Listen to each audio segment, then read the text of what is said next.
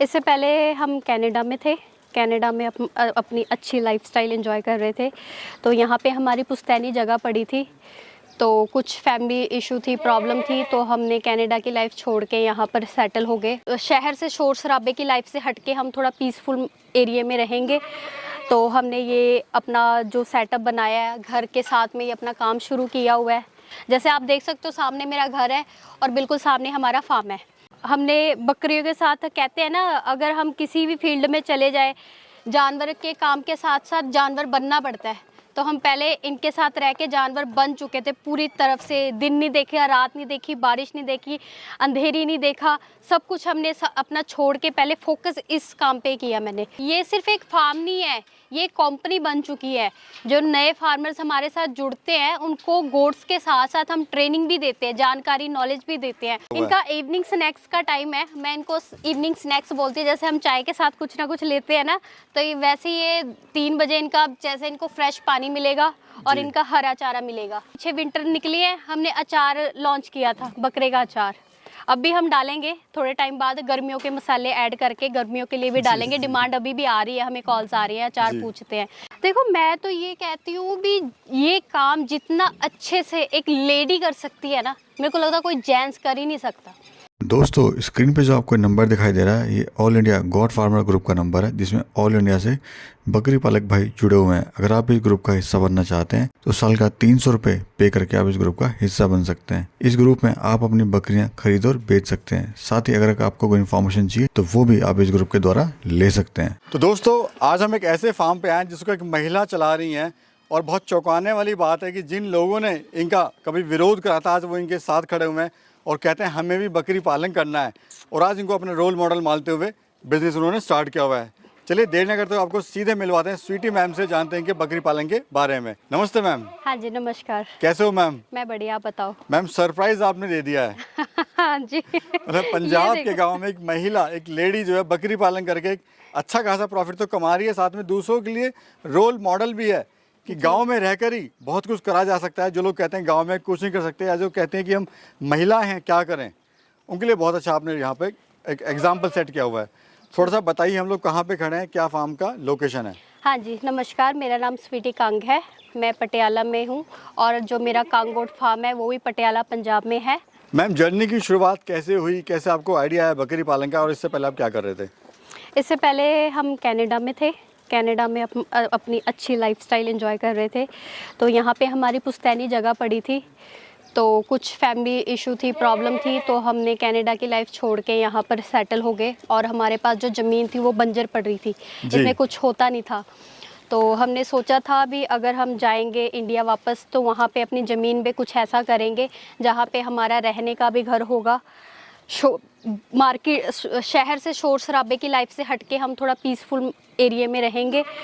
तो हमने ये अपना जो सेटअप बनाया है, घर के साथ में ये अपना काम शुरू किया हुआ है। यहीं से हमारी इनकम चलती है, यहीं पे हमारा सारा कुछ रहने का, देखने का, सारा कुछ हमारा सेटअप यहीं पे बना हुआ है। मैम, बकरी पालन की जर्नी कैसे स्टार्ट हुई?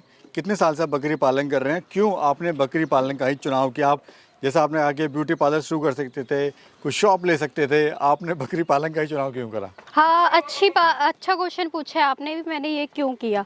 देखो, एक तो मेरे फैमिली में ये था भी, लेडीज़ को इतनी अथॉरिटी नहीं होती है भी, वो फैमिली के एक मैरिड लेडी को खासकर भी उसको बहुत सारी रिस्पॉन्सिबिलिटी होती है आफ्टर मैरिज। घर संभालना है, परिवार संभालना है, तो अपना बिजनेस भी देखना है, वो घर से ज़्यादा टाइम बाहर नहीं रह सकती।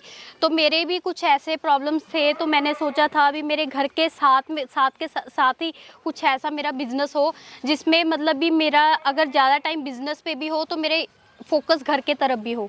जैसे आप देख सकते हो, सामने मेरा घर है और बिल्कुल सामने हमारा फार्म है। तो यानी 2 मिनट की दूरी पे ऑफिस, 2 मिनट पे एक कदम ऑफिस में और एक कदम घर पर। मैम, कितना समय आप देते हैं बकरी पालन में? देखो, स्टार्टिंग में अभी वैसे हमारे फार्म को 2 साल हुए हैं, तो जो पहले ईयर्स थे हमारे फार्म के, उसमें तो मनी के साथ साथ टाइम की भी इन्वेस्टमेंट हमने बहुत की है, फिजिकली, मेंटली, सारा कुछ।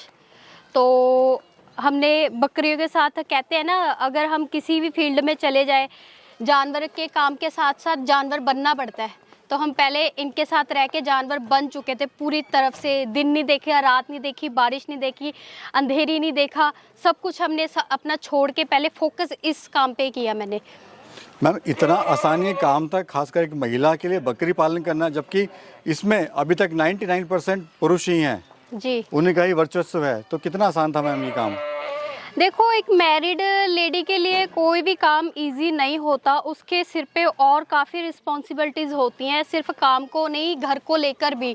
तो एक मैरिड लेडी के लिए बहुत मुश्किल टाइम होता है, टास्क होता है ये, ठीक है। फैमिली, परिवार और बिजनेस पे बहुत एनर्जी वेस्ट होती है।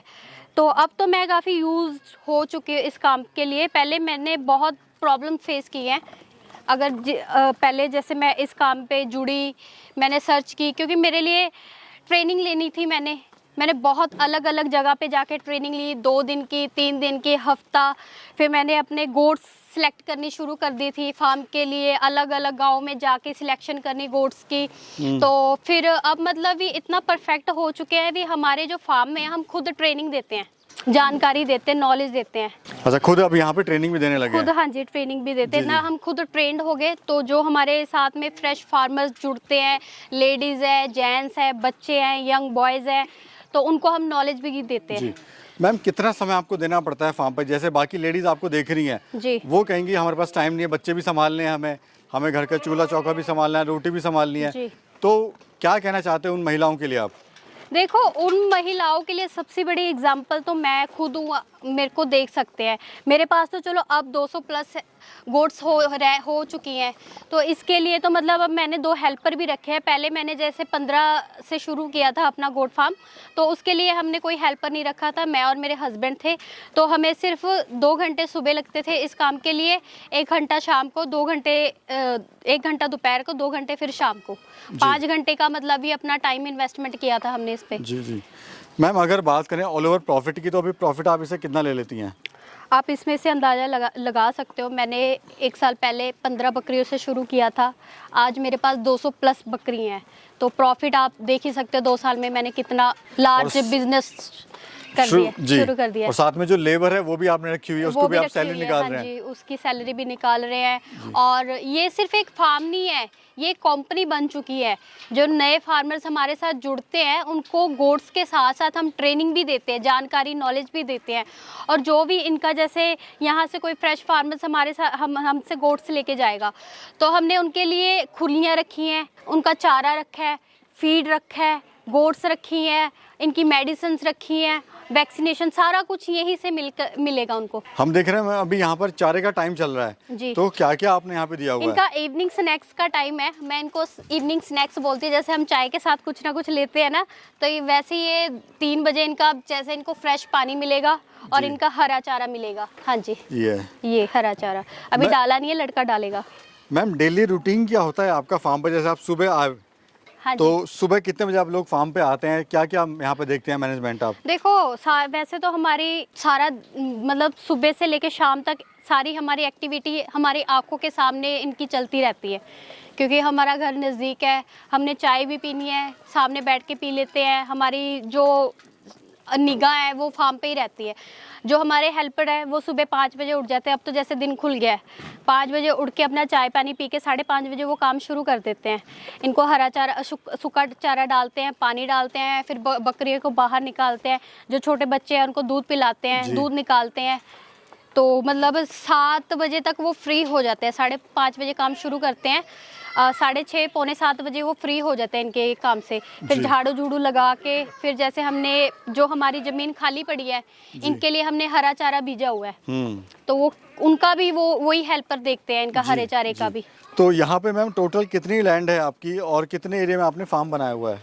जो हमारा गोट फार्म बना हुआ है वो 1400 गज में बना हुआ है, जिसमें हमारा मतलब इनका बाड़ा बना हुआ है, शेड बनाया हुआ है रहने के लिए, और पीछे हमारा हेल्पर का रूम बने हैं 2, बीच में हमारा ऑफिस है।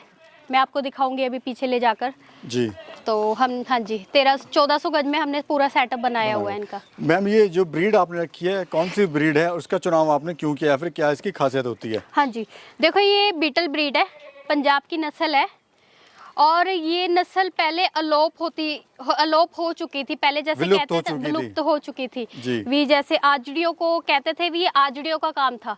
अब ये अनएजुकेटेड तरीके से प्रोफेशनल तरीके पे आ गई हैं। पहले इनकी मेडिसिन वैक्सीनेशन ऐसे दवाई पानी कुछ नहीं था।